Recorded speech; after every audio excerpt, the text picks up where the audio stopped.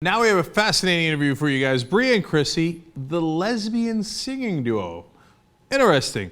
Now the reason we're talking to them is because they were just part of a video that we covered on lesbians watching lesbian porn and their reaction. They have their own YouTube website, YouTube or channel, I should say, youtube.com/Bria and Chrissy. They've got an album coming out, Take Me to Heaven, and their genre apparently is sensual, sexy, electro pop fun. There's a lot of words there, and I'm fascinated by that. All right, there's a lot of questions I want to ask you guys. First of all, on this study where lesbians watch lesbian porn to get the reaction, how did you guys get involved in that study? Well, so there's this YouTuber named Davey Wavy, and we happened to all be at the same convention, which was called Playlist Live. And he had heard about us and asked us if we wanted to be part of his lesbian video. And of course, we're like, well, we're lesbians. We didn't think anything of it, and so we filmed it back in March. It was like a month. And he said, "I'm going to put this together. It's going to be awesome." And we were like, "Okay, great." And that was it. It's not that we didn't think it was going to be a huge success. We just didn't really think about it being a huge success. So no, not like what it became. Yeah. All right, now I want to ask you guys about your reaction to lesbian porn in a second, but first let's find out more about you. So how does one become a lesbian singing duo? When did that idea occur to you guys? Well, good question. You know, you've got like sister lesbian singing duos like Tegan and Sarah, and then we wanted to be the first couple lesbian singing duo. Well, it started with, I'm a singer. I started as a singer, and Chrissy's an actress. She's also a singer on the side, but we started dating, and we're like, we should mesh these powers together. And so we decided to put up our first video.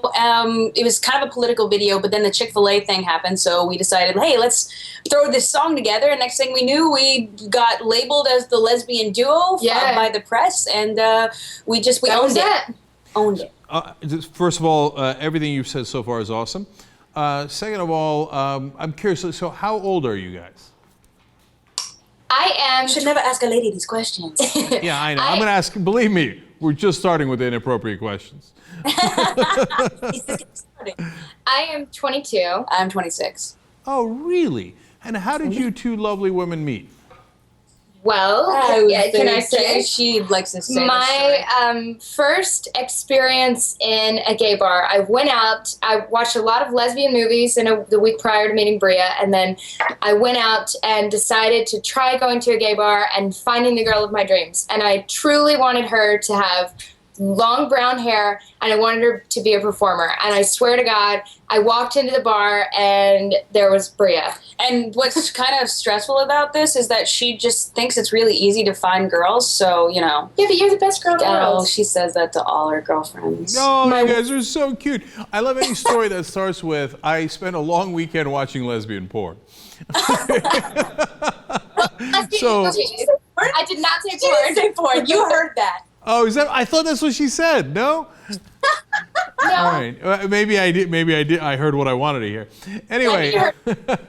And Chrissy, has you known all along that you're lesbian, or did you try dating guys first, etc.? You know, the cliched question. Oh, of course. Well, I'm from Mississippi, and so pretty much considering the illegal status of homosexuality there, I didn't even really think about it, but I realized later on when I was 19 and I did become interested in women that my first crush was on Kate Winslet in Titanic in '97, and it just kind of progressed from there, but it was like a subconscious thing. And so when I finally realized it, I looked back on my childhood and I was like, wow, it's been there all along. But I did date guys prior to dating Bria. And so, is Bria your first girlfriend? Yeah, hopefully first and last, if I'm lucky. If I'm lucky. Oh. Okay. Oh, you guys are so cute. All right. Okay, Bria, how about you? Did you know all along? Yeah, ever since I was 5. My first crush, her name was Alex, and she liked horses, and she's cute, and yeah, she likes horses too. Yeah, no, I've always known. It's been, always been a part of me since pretty much day one. And where'd you grow up? I was like, put me back! Closer. And where'd you grow up? I grew up in Atlanta, which is where we live right now. Okay, you guys are in Atlanta. Okay, I got you. So if like people wanted to check you out, like, do you guys perform anywhere live or anything? I think the best way to check us out is on our YouTube/Bria and Chrissy. I think that's probably the for best right way. now, well, until our album is done, we're probably not going to be doing any live performances. We've done a couple of our YouTube songs. Like, we actually got to sing at Playlist, and then we've sang at a local club here, but nothing really scheduled yet until our album is all the way done. It's just so tempting to put songs up and not do live shows because we can reach so many more people. But I do love the live aspect of performing, so I think that's something that we're planning, especially because our album's coming out. We're going to start touring sometime soon. So how long have you guys been dating, let alone performing together? How many days, babe? And how many hours? And to the God. minute. She usually can do that. I think something like a year and 6 months, and oh my gosh, this is embarrassing. Maybe 12 days. But we put out our first YouTube video August 1st of 2012, and we've been together since November of 2012. No, 2011. Knowing it down to the day is more embarrassing than not knowing it down to the day. Just so you know, okay? It's really embarrassing, but I guess she's my first girlfriend. I was so excited, and well, we had a really embarrassing moment a couple weeks ago. Was our, I guess our year and 6 months, and I was so excited. I was like, I know the date. It's like a year and 6 months, and we're lying on a couch, and I'm cuddling up with her, and I'm like, hey, babe, guess what day it is? Happy anniversary, year and 6 months. She goes, that was last week. Oh my God, so embarrassing. Okay, that's only happened to every single guy ever, except that no one has ever remembered their year and 6 month anniversary. So let's get down to brass tacks here. Who seduced who?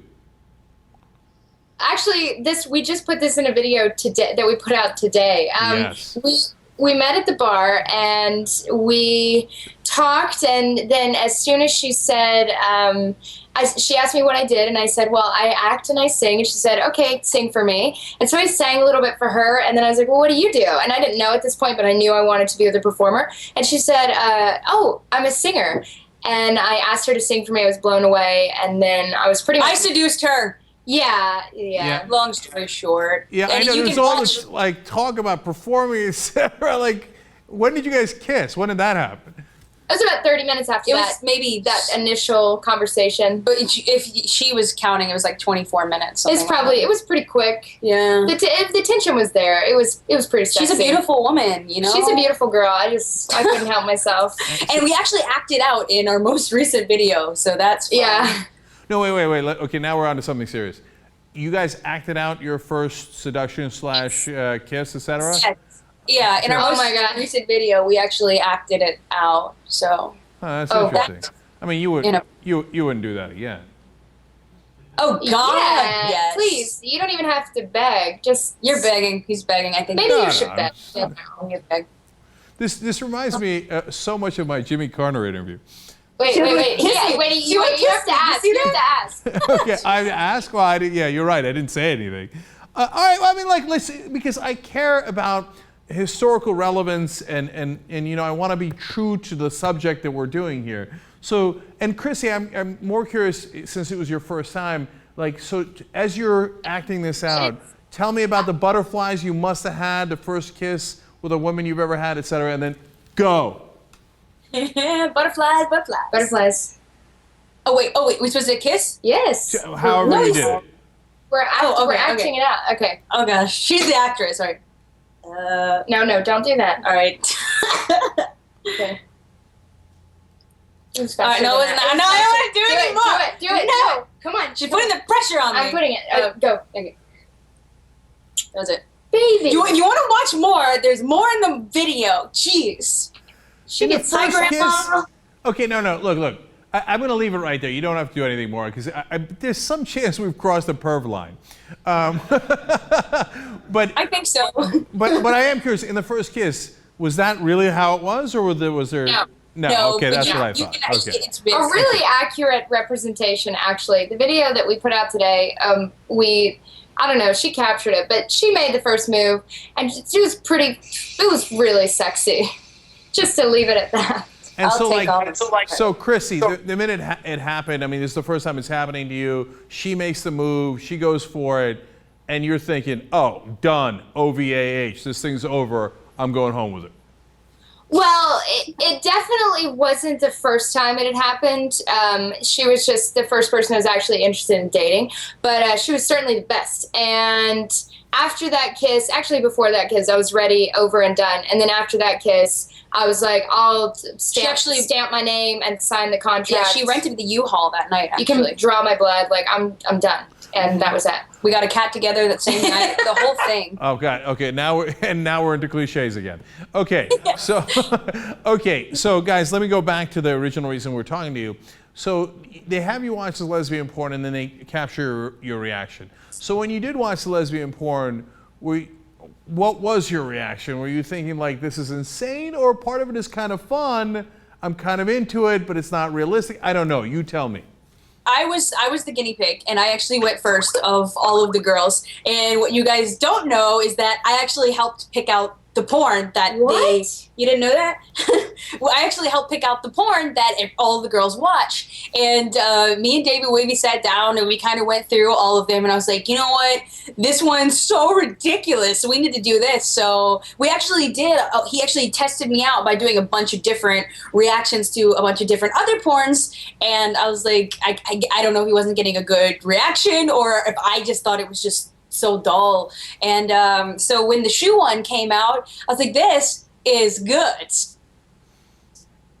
Good, I mean bad. So. Yeah, I have to say, there was not even a second there of being turned on. From the initial, 50-plus-year-old woman coming on the screen to the violence that ensued with the stiletto and the lack of experience or skill level. It was just like, it was just sad and disgusting. It's really all I can say. And I just feel like no one has said anything. Like, no one's come out. Everyone knows it, but no one said it. Like, there's no such thing as lesbian porn. And the fact that Davey Wavy finally came out and be like, hey, look, you guys, this is what we have to work with. What do lesbians think? I think that there is true lesbian porn. It's just amateur, and now we're just now getting production companies of porn production companies saying, you know what, this is a market that we can actually do well in, and women are, maybe women are actually interested in porn. We should cater more to them, and that includes lesbians. And so I think very recently you're starting to get a couple of better production companies doing it. But most lesbian porn has definitely in the past been geared towards straight men. I think that majority of porn and majority of people would agree that lesbian porn is not catering to lesbians, and there really isn't any porn out there that really reaches out to them. Like you say, maybe there's some new stuff, but not that I've seen a couple of things. So that makes all the sense in the world, and that's what we originally talked about in our video when we talked about that experiment or study. Now, the question then is, what would be appealing lesbian porn to lesbians? Like, if you guys were going to make porn, not you two, I mean, like, if you're going to watch porn or direct porn, like, what would you put in it that would be enticing to lesbians? Well, that's a good question, because we started our own porn company. So I'm just kidding. I think the name of that is? I have no idea. I think that catering to the different types, like, you have some straight porn that's geared towards interracial porn, or geared towards like young looking girls and older guys, or whatever. I don't know what people are into, but I think appealing to different things. So for us, I think if we were going to watch a porn, we would want it to be very feminine, lesbians. But the most important thing would be either having bisexual or lesbian women as like the principal roles, and then actual filling those gaps. You need to make some feminine porn and more masculine women, whatever people like, but don't have a stereotypical, like, all lesbian porn is either masculine or for men or just feminine. Just make it for everybody. And I think that, like, I don't know, I just feel like there's certain things that you see in lesbian porn that's just really, like, graphic, and I don't know, like, more emotions, and maybe more sensual stories, more like better acting, and just more of a chemistry, because there's for women it's more emotional and physical. It's not just physical, and that's what the porn, I think, today. I think definitely being able to capture a real chemistry. So having two women in a porno that are actually really attracted to each other, everybody can pick up on that. And most porn is not relatable because it doesn't feel real. And so that's why a lot of amateur porn feels better, because it's two people who are either actually dating or actually into each other making their own little video. And it's a lot sexier because that comes across on the camera, right? Yeah, you pick up on the emotions and you pick up on the chemistry between the two people. And the intensity. Sure. Absolutely. Yeah, no, there's some chance I'm a lesbian. Because after this conversation. Yeah, because that's totally what I think about porn too. Like, I like a storyline. I like tacos. No,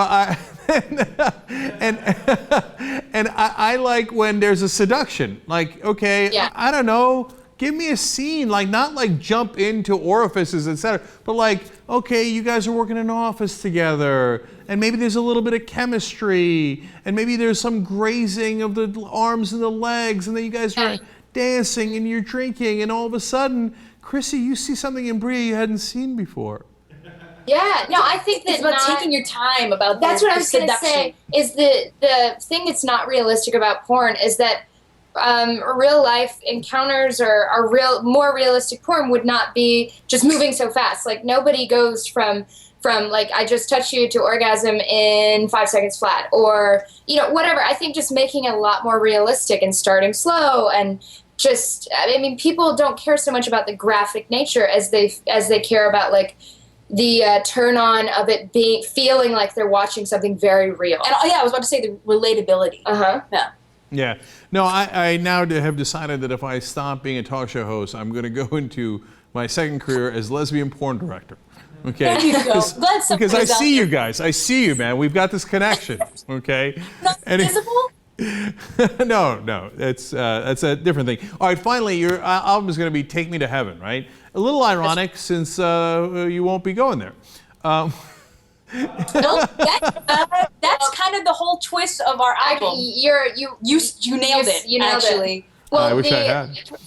The album cover is actually, we did the photo shoot for the album cover, and it's pretty awesome. It's like a white backdrop, and Bria's going to be facing the camera, and then I'm going to be kind of my profile to her, holding a very, very bright red apple. She's taking a bite of it. It's going to say, "Take me to heaven," Bria and Chrissy, "Take me to heaven," and then that's supposed to represent me tempting Bria with the forbidden fruit, aka homosexuality is still taboo. We need to overcome that, and I'm tempting her with like this delicious, awesome fruit. And I take a bite too. And she takes a bite. And the back of it is going to be all black, and it's another picture, like a really sensual picture of us, and a half-eaten like core of the fruit. And so you're right. We didn't go to that heaven, but trust me, I went to a different kind of heaven, and it was way better. Yeah. Actually, okay, yeah. In our next interview, we'll be discussing that heaven. All right, Bria and Chrissy, the lesbian singing duo. You guys have been fantastic. Everybody, check out youtube.com/Bria and Chrissy. Thank you so much, guys. Thank you so much for having us. Lovely. Bye. Bye.